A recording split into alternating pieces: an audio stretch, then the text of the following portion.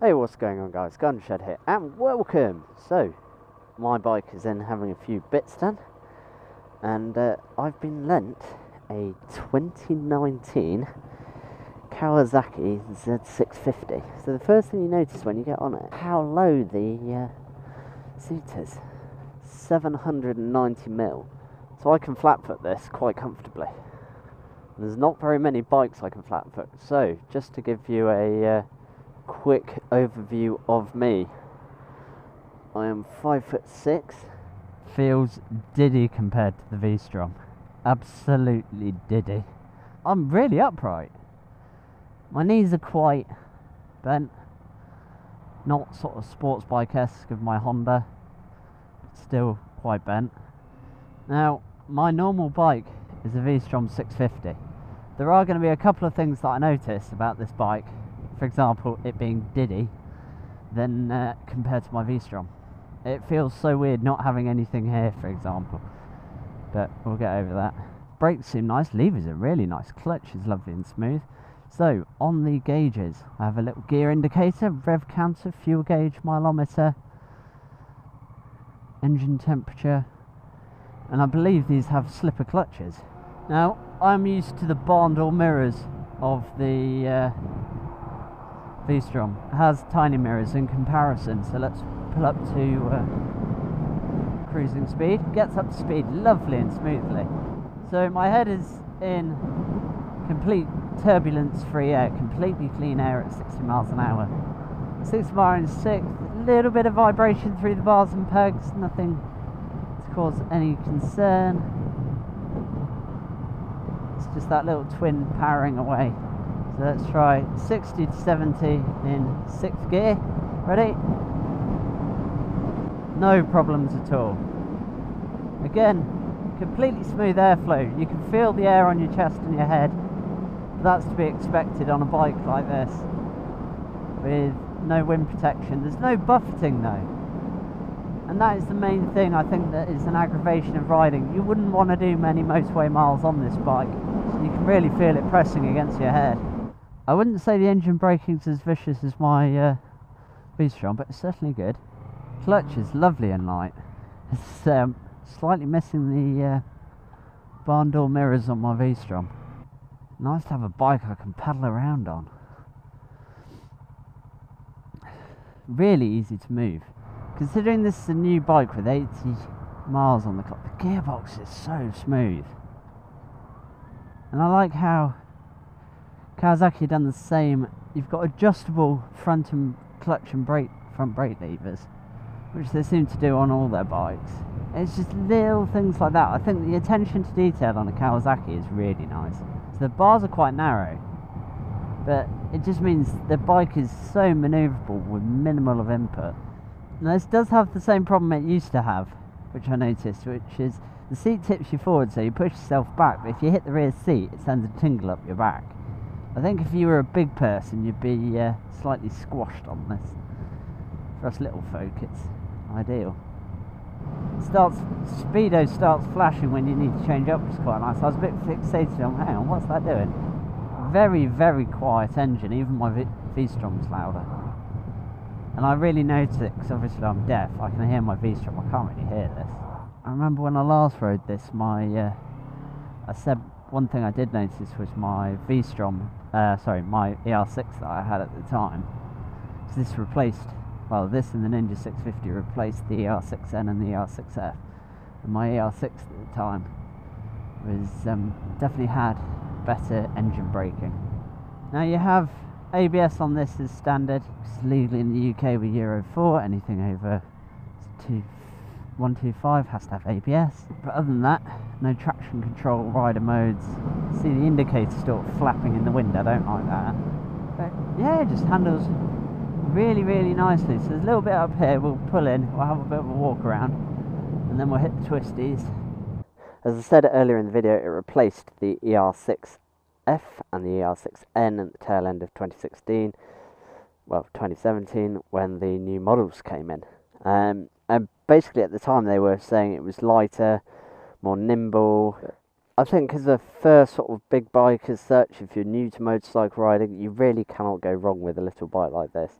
They are absolutely brilliant little bikes. They're just so nimble, really cheap to run. I don't know what the exact MPG is, but they are very, very good. You can get them new and on the road for about £5,500, so not a huge amount of money. The RRP though is 6349. I just had a quick Google, and there are a few dealerships selling them for 5.5. Yeah, really nice bike. I mean, a couple of little things I think they may have got a little bit lazy on with the styling. So the rear footrest, for example, why is that not a gap there? You know, just save a little bit of weight. Overall, looks like you probably fit a ABBA stand in there, something like that. You've got little bobbin holes for bobbins on the rear foot pegs. Again, nice and simple. Yeah, just a nice little bike. Anyway, so that's it for the walk around. Let's hit the road, get on some twisties, and really enjoy it. Seems quite happy just bimbling along. Still can't get over how small this is. How small it feels compared to the big V-Strom. It just feels like a little tiny pit bike. It's brilliant. I do think if you had a strong crosswind, along here could be pretty busy. And hopefully, like when I came along here with Mr. Hepcat, there will not be the hunt, because they've ruined our ride. It just feels like such an effortless bike to ride. Bit of bump going in there. I love the way it moves from side to side.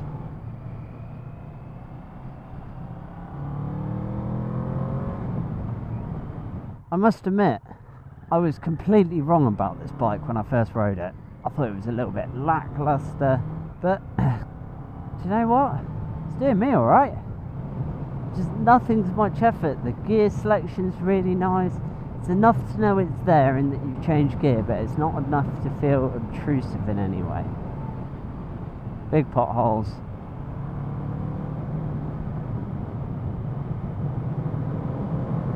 For the price that you pay, the fun that you get, you know, if you're not doing mega miles and lots of touring and stuff like that, I mean, you could tour on it.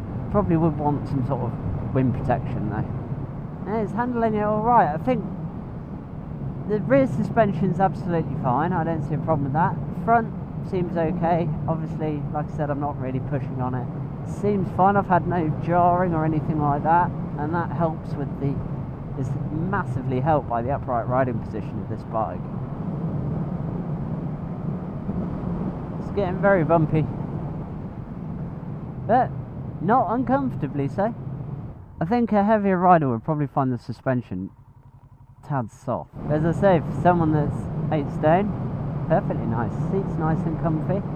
No aches or pains or grumbles from that. Granted, I've only ridden it for 20 miles. I do like these little V-twins. You don't really have to use the brakes on them. See how well it does faster, sweepier bends. This road can be a little bit bumpy, and there are a few off-camber corners. See what I mean about bumpy? But it's soaking them up. I'm not getting fired out of the seats on dampening like I was on the S1000 XR or the Tracer. And the Dunlop Sportmax tyres, I think a lot of people really hate them, and I've never understood why. I think they're a good all-round tyre. They provide, I mean, I think I got about 6,500 miles out of mine on my AR6. The back end going a little bit there. Yeah, I got about 6,500 miles out of a set. And in the wet, they're perfectly fine. In the dry, they're perfectly fine. I think they're a good, just all-round tyre. I mean, they don't have the wet handling of Roteco 1. Reasonable tyre for reasonable riding. If you're bombing along, then it's probably not a very good tyre, but they seem to hold their heat all right. I've certainly never had any big issues with them, touch wood. Badger, not as bad of issues as that Badger. I don't get why people hate Dunlops. I do think they make a good mid-range tyre. Granted, you know, this hasn't got all the bells and whistles, but I think even like the Z900, it doesn't have loads of bells and whistles. It's just a really good bike. So there you have it, guys. the 2019 Kawasaki Z650. All in all, I think it's a really good bike for the money. Couple of drawbacks, maybe a little bit more legroom would be quite nice, maybe a fly screen,